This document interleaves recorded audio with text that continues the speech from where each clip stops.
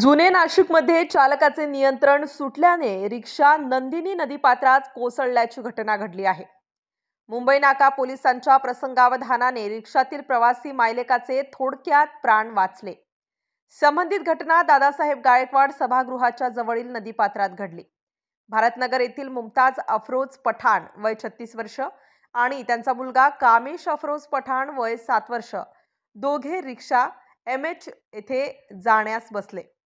रिक्षा चालक बबन नरवाडे यांनी दादासाहेब गायकवाड सभागृहामागील नंदिनी नदीकाठच्या रस्त्याने मुंबई नाक्याच्या दिशेने रिक्षा नेत असताना समोरून भरधाव वाहन आल्याने त्याचे रिक्षावरील नियंत्रण सुटून रिक्षा नदीपात्रात कोसळली.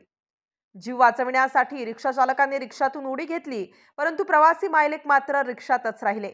मुंबई नाका पोलिसांना माहिती मिळताच गुन्हे शोध पथकाचे अधिकारी व कर्मचारी घटनास्थळी दाखल झाले. त्यांनी सतर्कता दाखवीत शिवाजीवाडी येथील मासेमाऱ्यांच्या मदतीने दोघांना बाहेर काढत उपचारार्थ रुग्णालयात रवाना केले. परिसरातील तरुणांनी तसेच क्रेनच्या सहाय्याने रिक्षा बाहेर काढण्यात आली. स्टार न्यूज साठी मोहसिन पठाण, नाशिक.